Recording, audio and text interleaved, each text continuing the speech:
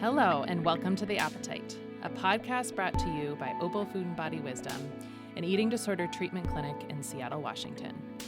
It is a podcast about all things food, body, movement, and mental health. I'm Bazzi, a co-founder and clinical director for Opal, a licensed marriage and family therapist, as well as your host for today.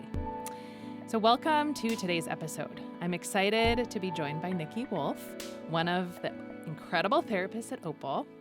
And Nikki specializes in family and relationship therapy, working closely with clients to explore how relationships can both contribute to the life force of an eating disorder and serve as a powerful resource for healing. She also leads groups at Opal focused on these dynamics, helping individuals navigate the complexities of connection with others and recovery. As someone who shares a deep passion for family and relationship therapy, I'm really looking forward to this conversation. So let's dive in. Welcome, Nikki. Thank you. I'm excited to be here. I'm excited to have you. So I would love to start just by giving listeners a little bit of background information on you, how you came to be interested in doing the work of eating disorders, and in particular, the family and relationship work. Because this is a part of the work that a lot of people are intimidated by, of doing the family system work. So I'd love to hear how you got here. Yeah, so eating disorders, I have a young adult daughter, and when she was in high school and an adolescent, I became very aware of the prevalence of disordered eating among her peers. It wasn't necessarily at that time. I felt like I need to go work in this field. This is my second career, as you know. I was working as an acupuncturist before. It was when I was in grad school, I found Opal, and your approach, Opal's approach, at least from the RODBT perspective, was new to me, and it was really exciting and inspiring, and I knew I wanted to be a part of it. So it was kind of a slow burn. The family systems piece, that's very personal to me. I've done a lot of work personally around my family of origin, working with my husband and his family of origin, and it's been a really powerful journey to healing my current relationships, how I show up in my relationships now, understanding that systems piece from my childhood and my own relationship with my family. So there's been a lot of healing for me in that, and I just really want to be a part of that for others and kind of give others that opportunity to change, how they're showing up in their relationships. Cool. Yeah, I think of how, with who our listeners are, even if we haven't had our own personal experience with an eating disorder or disordered eating, most of us have been in relationship with somebody who struggled in this way. So I would love for you to talk a little bit more about your experience in working with loved ones, with parents, spouses, partners, roommates, friends. What have you typically experienced as the loved one's posture towards the person struggling with an eating disorder? And I guess I would also want to say, to give some context, we do family and relationship therapy at Opal, and we have historically served clients that are 18 and older. Now we are taking clients from 16 years and older, but we have worked with most of our clients who are no longer living with their families of origin or at home. But we have had that be an integral part of our treatment, and most of our clients have participated in this family and relationship work. So I think that's something unique to Opal, that we've done adult treatment and then had this regular consistency with family therapy. And so I would love to just have you share, what do you typically, what do you see when you're in the room with these loved ones? Yeah. There's a huge educational component a lot of times, particularly with support people who are new to the eating disorder and recovery journey. A lot of, what can I do to fix this? I would say, if I had to pick a number one theme, the question, how do I best support my loved one, usually means, how do I problem solve or fix this? And the education comes in with the Tuesday night group or in individual sessions It's more about that direct communication and maybe talking about the eating disorder directly, or what the needs are within the system, how the family is working together, whether it's teenager or adult with a partner coming in, or roommates. We see all kinds of dynamics in Opal, and that's the one I think that we probably talk the most about, at least in the beginning. And there's a lot of trepidation to go into uncovering patterns and talking about, really uncomfortable stuff that might come up in the family session or the relationship therapy session. And so there is some kind of building rapport, doing some education around eating disorders. What does family systems therapy look like? What does relationship therapy look like? Because it could look different ways. And then I would also say, bumping up against support people's own biases about what is an eating disorder, how to address it, and their own relationship with food and bodies and potentially disordered eating. That does show up a lot. Role of communication, that is a huge one too. Mm-hmm. So you're saying that maybe the posture of trepidation, some concern, but the posture of what can I do to fix this quote unquote problem that a lot of support people come in with, and what, I guess, just to make sure the listeners are understanding, what can you say more about that dynamic of how we might address that posture of this fixing? Like, is that what we're doing? Are we telling the support people what they can do to fix this eating disorder? Or how might we be addressing that very common way of showing up to treatment to start with? That's a great question. Typically, no, we're not encouraging fixing. It might. So I'm thinking about a family that I worked with, and it was parents and a young adult. And I would say that this is a very common pattern to see with parents who are supporting people in our program, because, as a parent, it's really hard. And I mean, as a person in relationship, it's hard to see our loved one struggling and in pain. And as a parent, it can be have its own set of challenges, and so it's kind of maybe uncovering, what if you can't fix it? Like, what's the emotion driving that? There's a lot of helplessness that comes in, a lot of kind of acceptance around, well, this journey might look a lot different than I had hoped.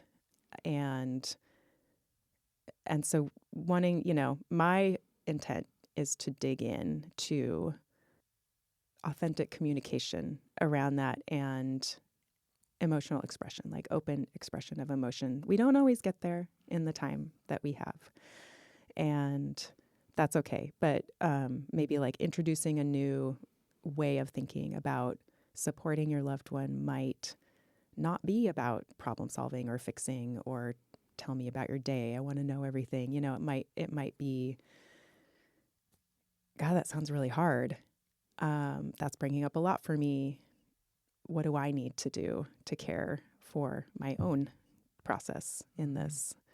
Which, when I hear you say that, I hear maybe, for example, instead of fixing, you might be helping loved ones learn how to validate the struggle, validate what's happening for the other person, and maybe working on caring for their own needs of what's coming up in relationship with the person, for example. So that could be a different way of helping and supporting the healing of a system versus what can they do or say to fix the eating disorder.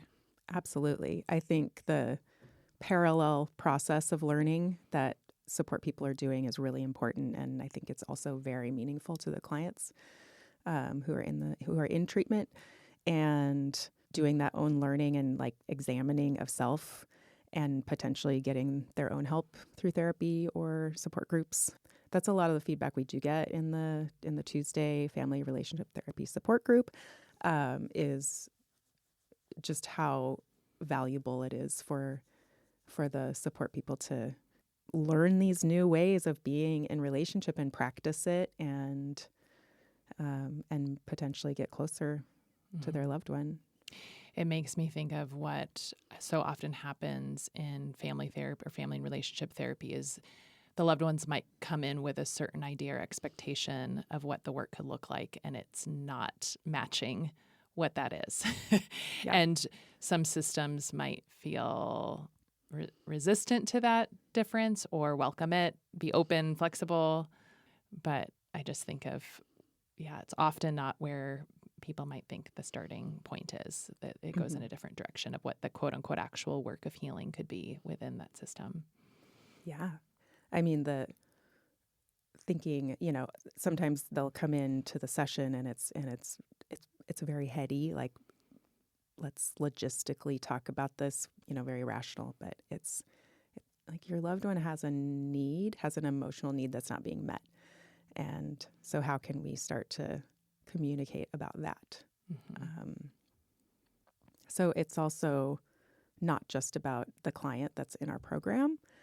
I try to be pretty clear when I start working with couples and different relationships, families, that the family is my client. We're not, even though our client is in programming with us, in the family relationship therapy setting, the family is the client, and we're there to talk about and to discover, explore dynamics in that system, not just what the client is bringing with their eating disorder.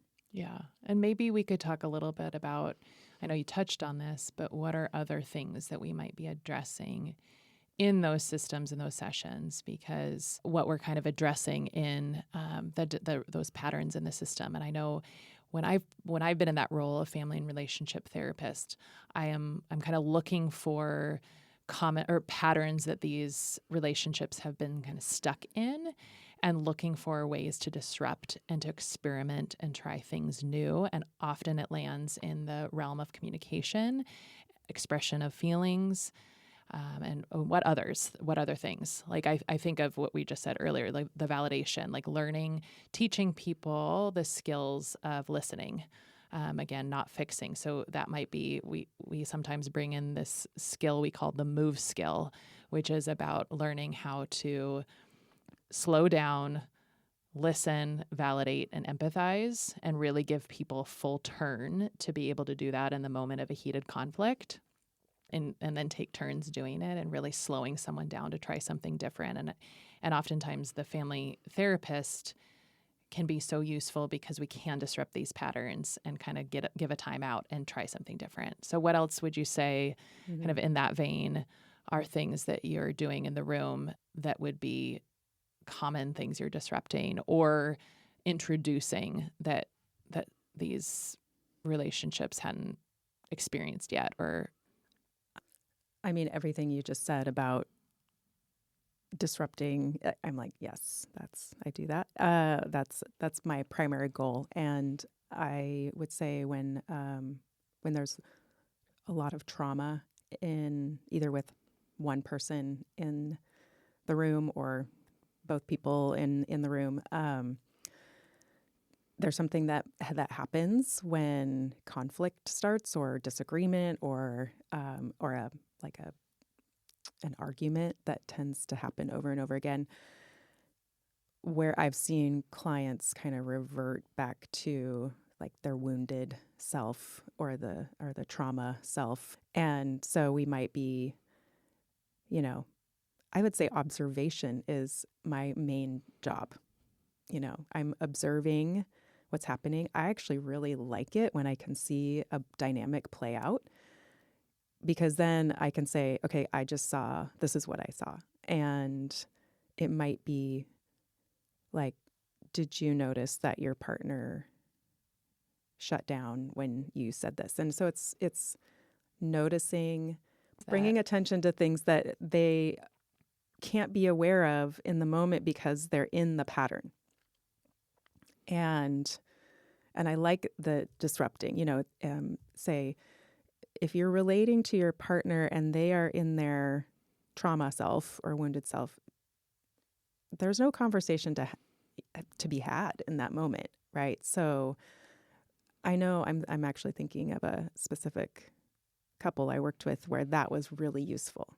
I like to tell people I'm working with that as humans, we tend to get lost in the content of, okay, you said this, and so then I said this, and then you said this, and it's like, we don't need to do that.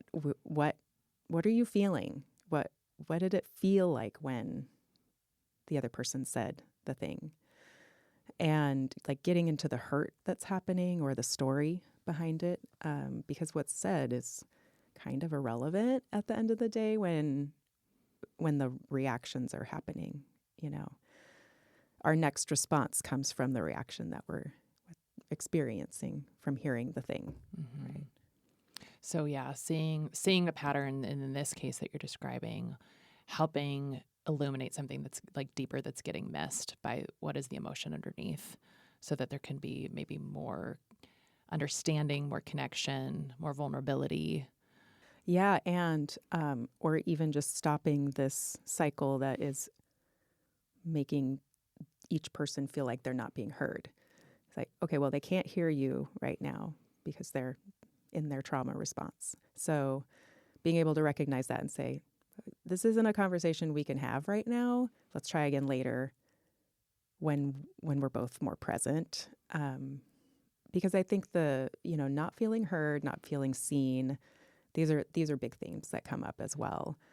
Because again, I feel like people are like, but I do hear you. You're saying this. And it's like, I don't think you're getting to the core of what it is you're feeling. And that is also takes self-awareness with the client or whoever is trying to express their need. Is they need to know what is happening, and sometimes they don't. Mm-hmm.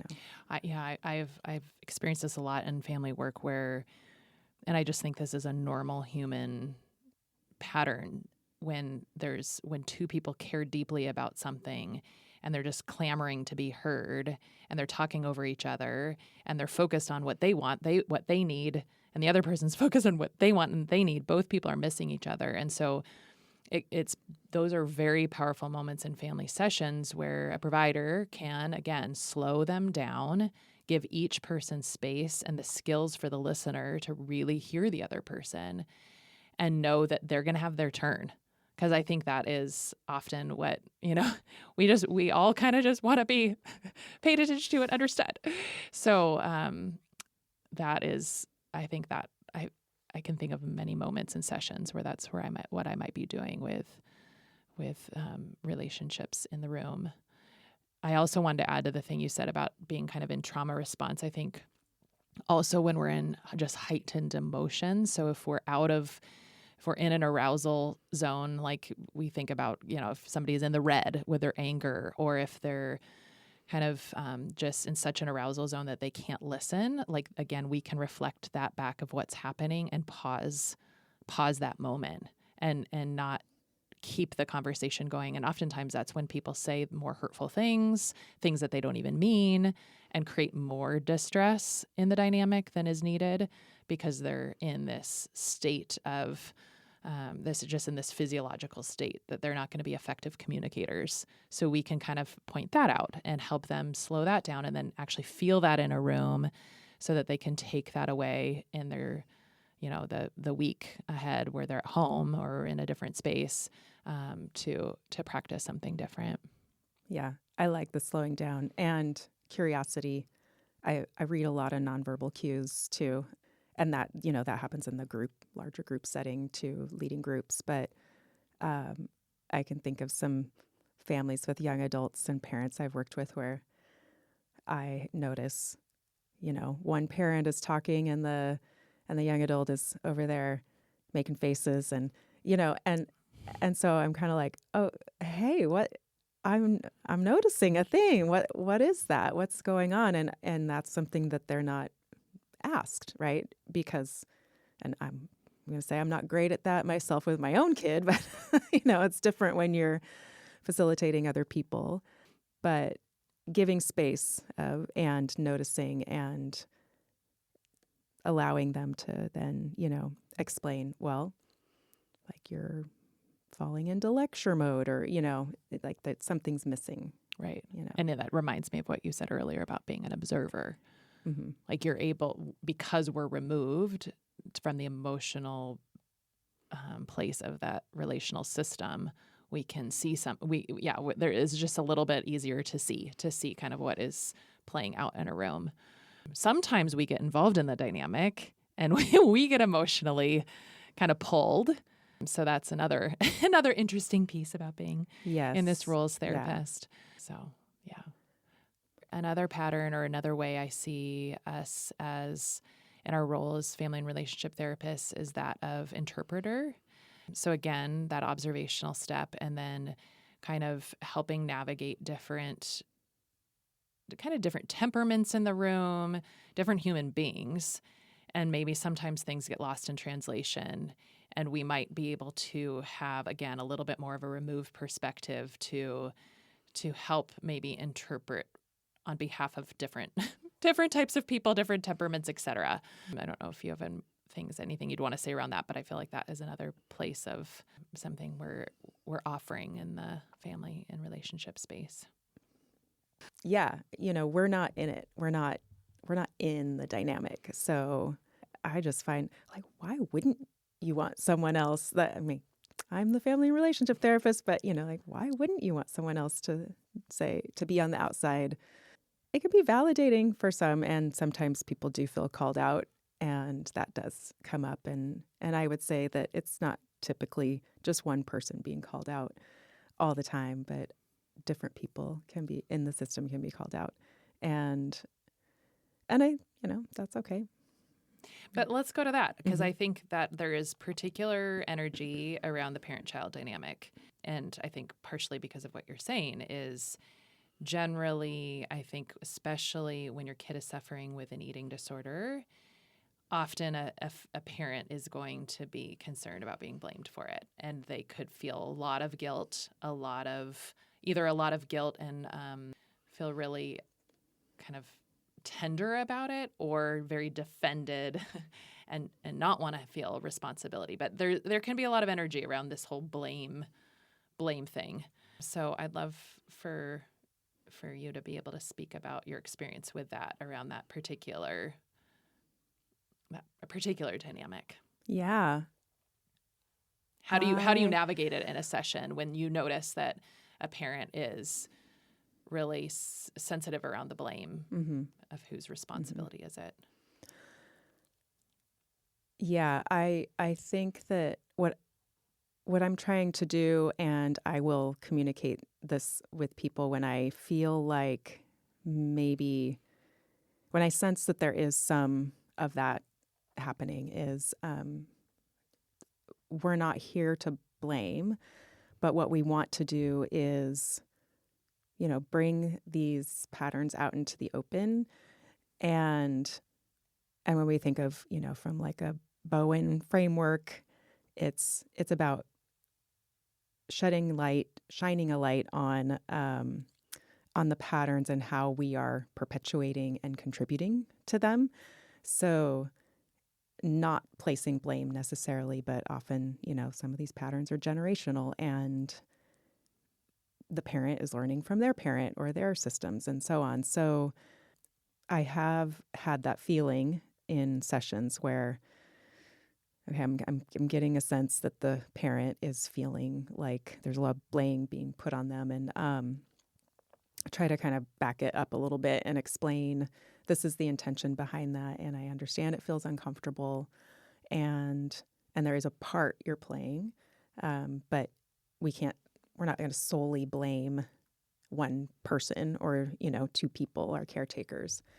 And most of the time that helps kind of smooth things and let them get there. And there have been times it hasn't, where they just haven't been able to go there. And, it's like, okay,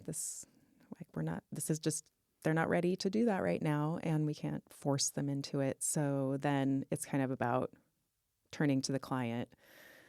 What do you need to feel, supported and safe in this relationship, knowing that your loved one can't do this right now, and trying to approach that with non-judgment too. I'm glad you're Yeah. bringing this in. And just FYI for context, Bowen is a family therapy modality. You could look it up if you're interested. But this idea of us finding some momentarily dead ends, like I know from the way I approach it, sometimes we kind of find a limit. And I don't ever want to say to anyone that this is a limit that will last a lifetime. But for now, we're hitting a limit potentially of where someone's willing to go in the family work.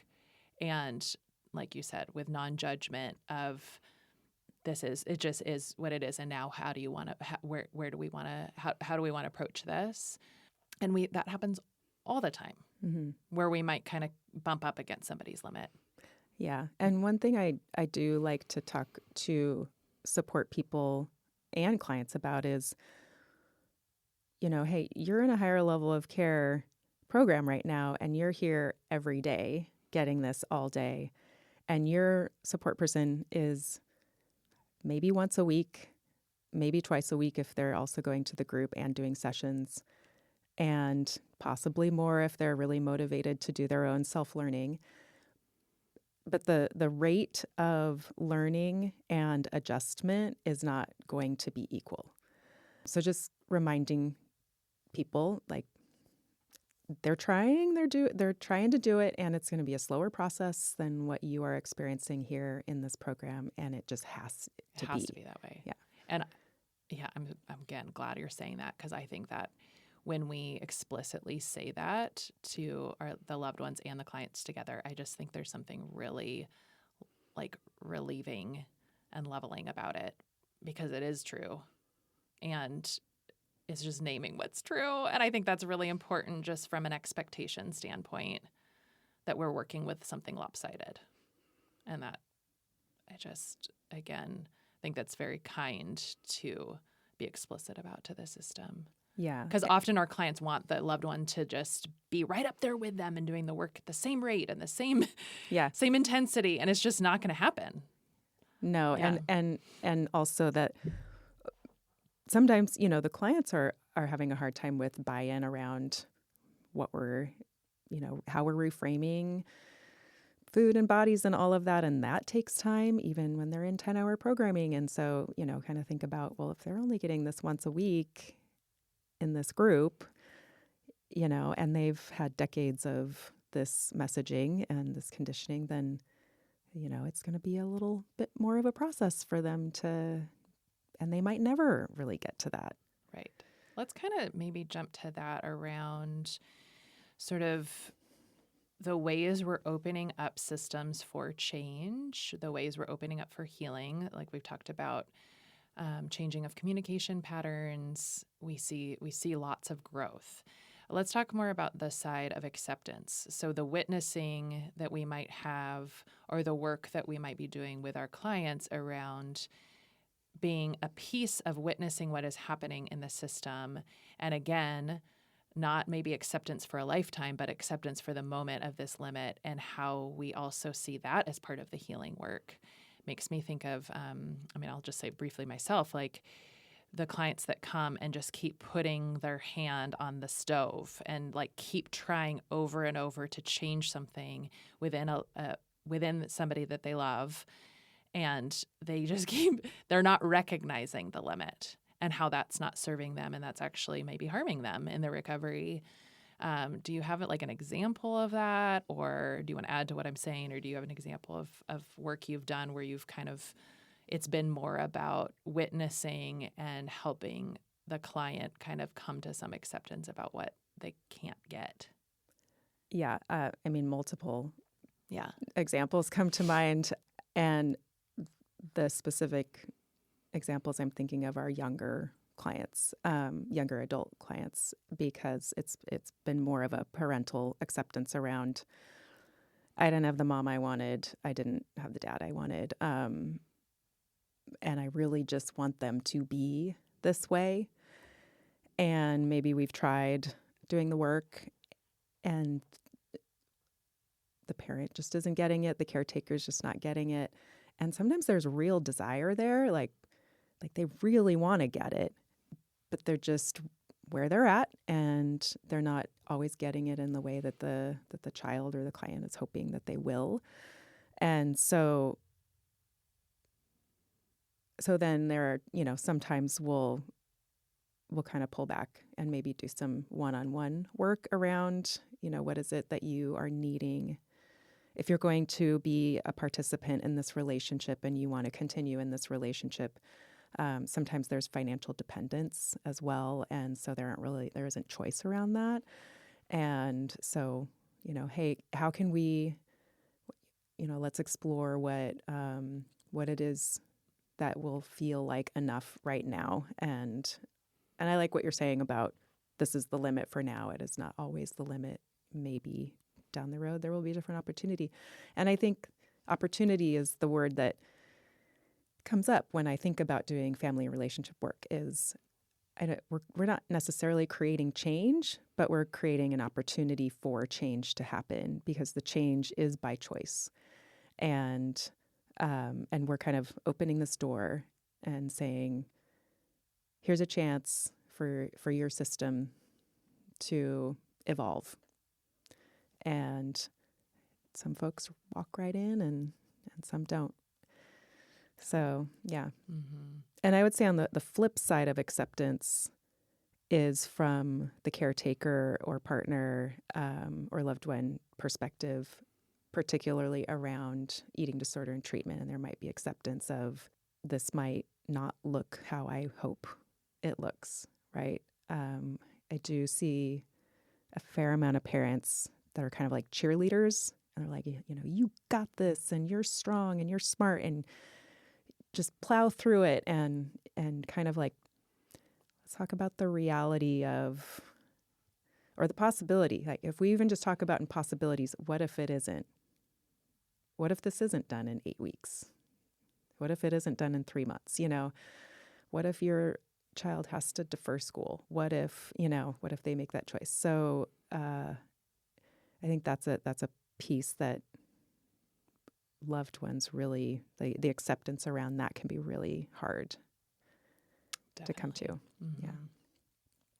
Yeah, there's a lot that we're getting at in this. Mm-hmm.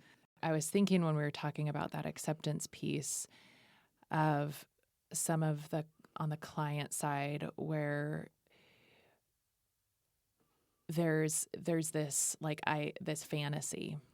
Like, I wish I wish my dad could be kind of exactly this way, or come alongside this new way of thinking around health at every size or weight inclusion and kind of live and breathe it themselves. And if they can't, I can't be in relationship with them. Like, almost this kind of black and white, you're either doing it fully or how could I bear to be in relationship with you? And if we come across a limit of like a parent isn't ready to change the way that they view food and body, I think as an FRT, I often I want to give a lot of freedom to the loved one. They get to make their own choices. And so, but from a client's perspective, I think some of the work we might be doing is grief work, right? To even if we can't grieve that, then it's hard to get to a place of acceptance. And when we get to acceptance, we can live in more of the gray, right? Of like, I can still now actually appreciate some of the lovely pieces of my parent and not just be angry all the time that they're not exactly this vision of perfection that they might want. So yeah, that can be really meaningful work. Mm-hmm. And accessing the grief. Also grief in the example I was using from the parent side of realizing that your child may not be living the life that you had hoped for or envisioned for them, and getting to the grief in that too. And even with the client, they're probably not living the life they had envisioned for themselves either, many times. So getting to the grief, I think, grief is a huge part of this work. Totally. Yes. Okay. Well, let's change gears a bit and talk a little bit about, I mentioned earlier, our recent shift towards working with more adolescents and going and starting to work with adolescents age 16 and older. And we've worked with Opal anywhere from age, now we have a 17, we've had somebody who's 17, all the way up to 74.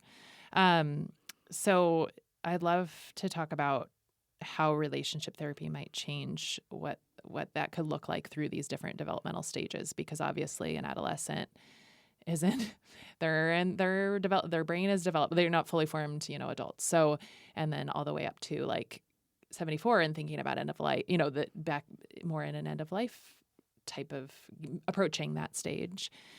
Yeah. Is there anything you'd want to share about kind of patterns or thematic things that might look a little different from an age perspective?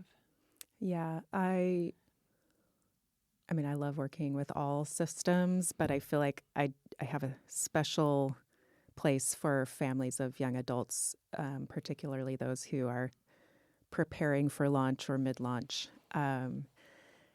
It is a really challenging time of parenthood, and still requires a lot of attunement, but in a way that is a lot more confusing than like when they're 12 or, in pre-adolescence. I'd say for the 16, 17-year-olds, they're still living at home. There's still an authority relationship with caretakers that is hopefully lessening as they get to like 18, 19, 20. And of course, it's developmentally appropriate for people this age to be looking more outside of the family system for validation, connection, all that kind of stuff. So it's like, how do we do that dance? And also there's this idea that when our kids turn 18, it means something. Like, they're fine now. They're adults. They're going to college, maybe, Oh, yeah, they're not adults. They're not adults yet. I have an 18-year-old right now who is graduating in a month. I'm right on it. Yeah. I have a 21-year-old, and, she's of course different than at 18, and there's still a lot of like management happening. And so I love to work with parents and caretakers that are in that phase to kind of be like, well, there's grief here because you're soon to be an empty nester, or your kids are growing up. They don't need you in the same way. And okay, just noting, this is when I went back to grad school, right? Because this is when I switched careers. So let's acknowledge that. But your child is wanting independence and freedom. And so we want to also honor that.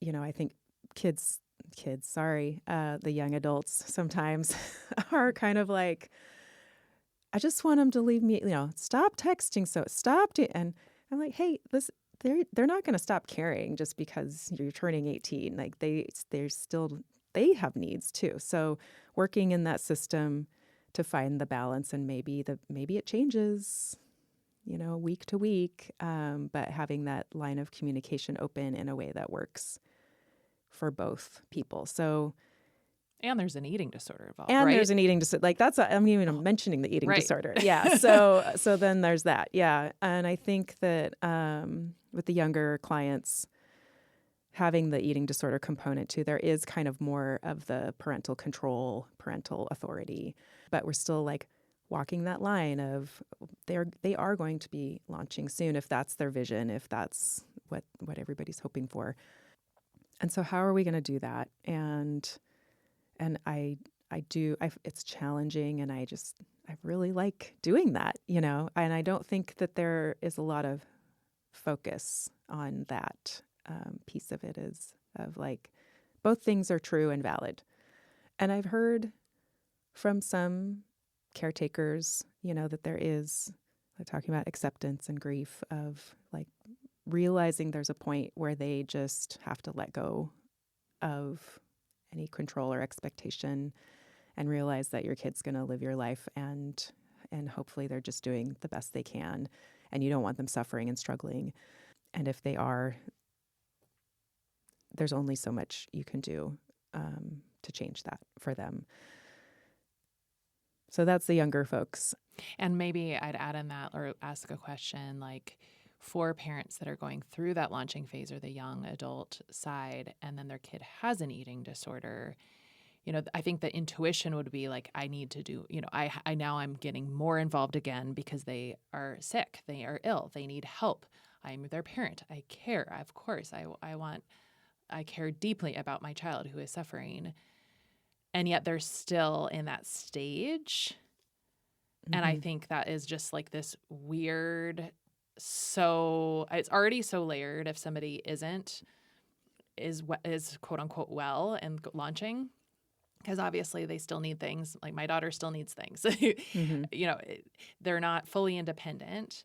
But then there's this urge to parent more, obviously, when an eating disorder is there. So I guess, would you be encouraging the parents in a system like that they still like they don't have to double down on the caretaking?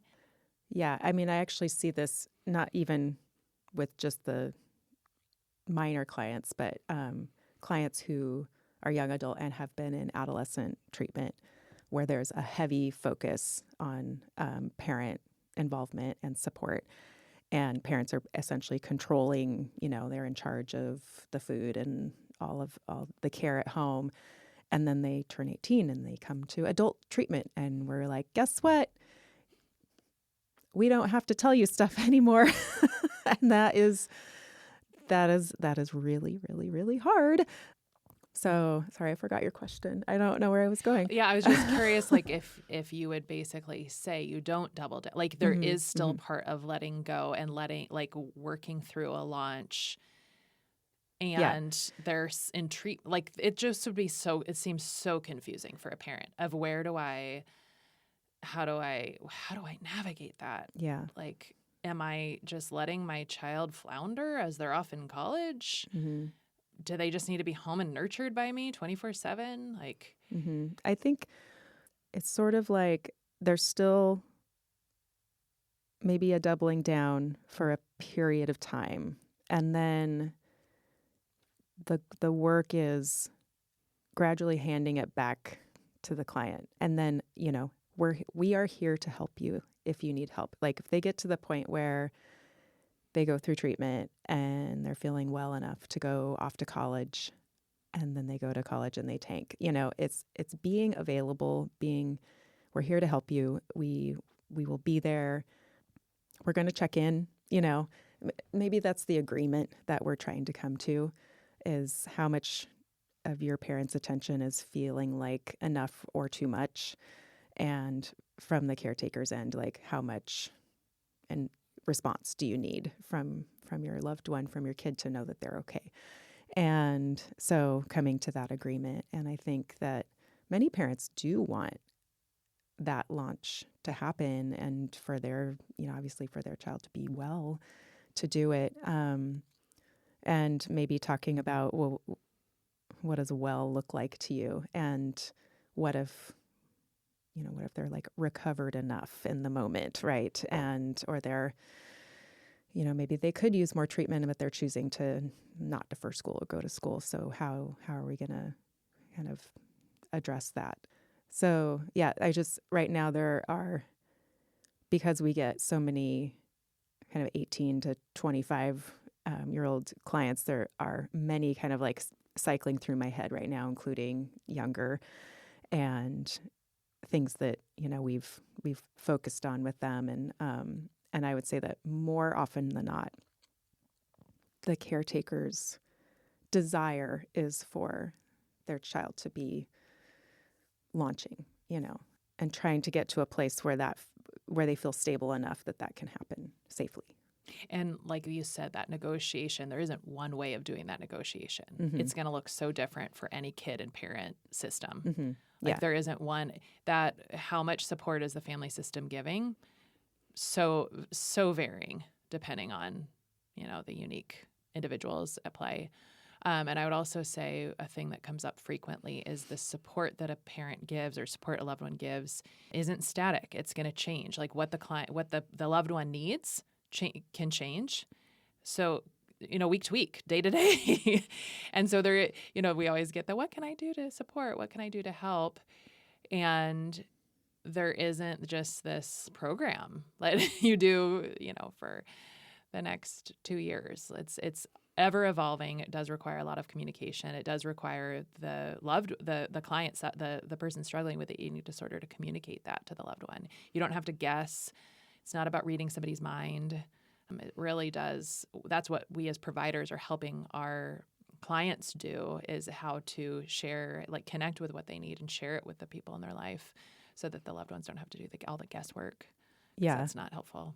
I think that actually is a theme that comes up a lot, particularly with in marriages and partnerships, romantic partnerships, of how will I know when my partner is struggling? What cues should I be looking out for? And I'm like, we're not mind readers, because one person's cues are not another person's cues. So I can't help you read their mind better. Sorry. So then, we do talk about that direct communication, practicing direct communication. And it's very nuanced too. Some people, think of it more as monitoring certain questions. Like, how do you ask questions? What questions to ask?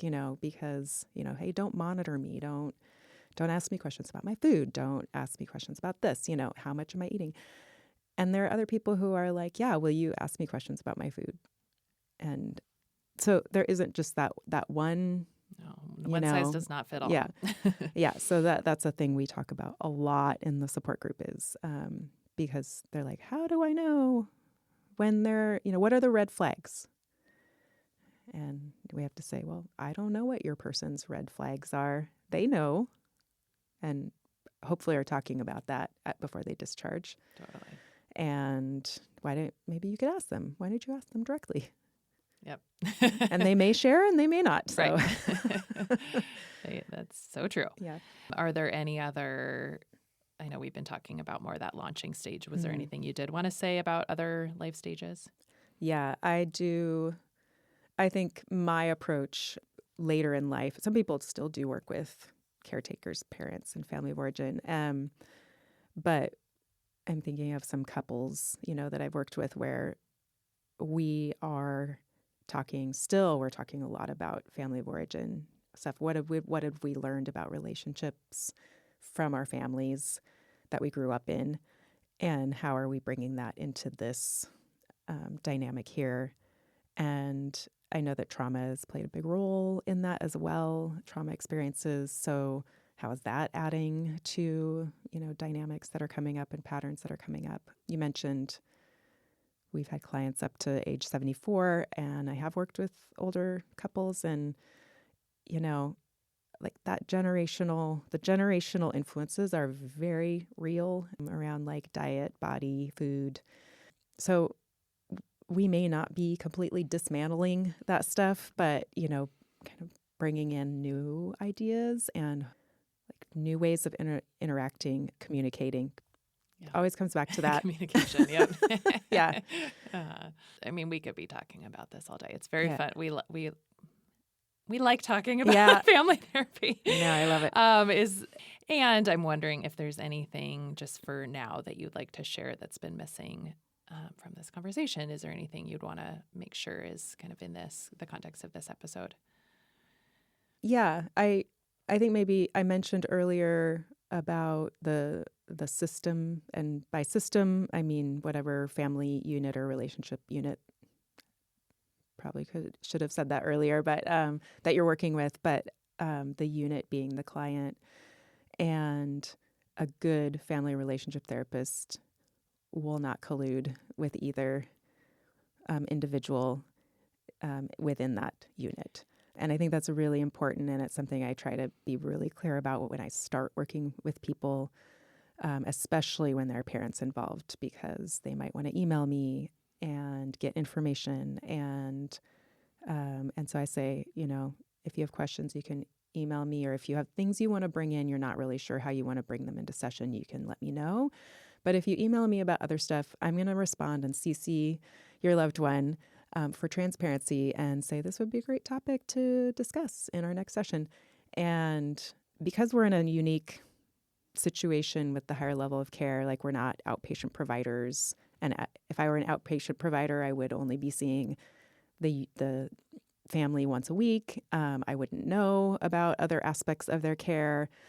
But because, we're kind of a more closed system and we're consulting all the time on a treatment team level, I do know more. But I let the family know that I'm not meeting with this person one-on-one. They have their own individual therapist. They're having sessions with their other providers as well. And so I am meeting with this client while I'm meeting with you. Mm-hmm. So I think that's important to for people to understand too, is like how the attitude of the therapist coming in and how they're holding the individuals within. Right.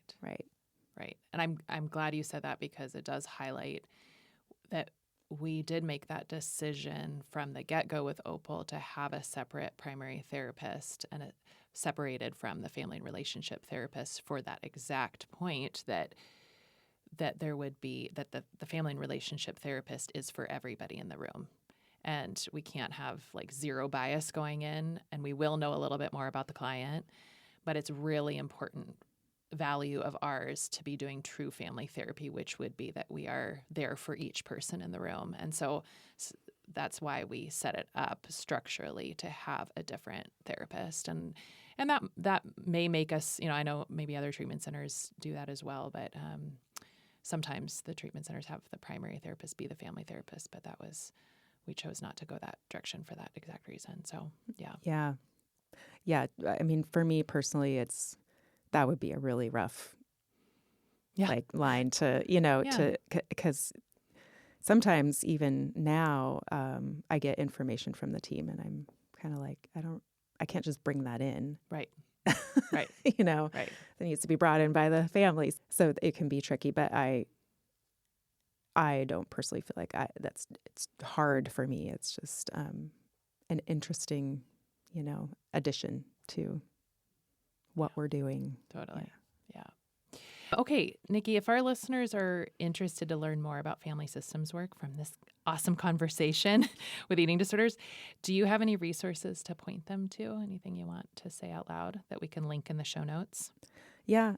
The Opal website, opalfoodandbody.com, has an FRT page, family relationship therapy page, and there are a lot of resources for books, podcasts. It's an evolving list, so things will continue to be added. And I am going to begin to offer an outpatient family and relationship therapy support group, which is, I'm calling it FRT Support Group 2.0, which is very similar to the one we offer in program, but it will be for outpatient. And that is a combination of learning, education, and process. So just sharing experiences about what it's like to be a support person of somebody going through this journey, with some learning involved too. So that can be accessed by contacting me directly, Nikki at wolfheartcounseling.net. is my email address for people who are interested in. I do have a website under construction right now. Yes. And will be up soon. And then Feast, the online forum geared more towards adolescent caretakers of adolescents, is a good resource as well. Great. Yeah. Awesome. Well, thank you for being in this conversation today on our podcast. It was Thank fun you for to having talk me. about all things family relationships. And if you're, again, interested in these resources Nikki's sharing, it'll be linked in the show notes. If you're interested in Opal and want to learn more, please visit us at opalfoodandbody.com. Thanks to David Bazzi for editing, Jack Straw Cultural Center for sound engineering, and Aaron Davidson for the Appetite's original music. See you next time.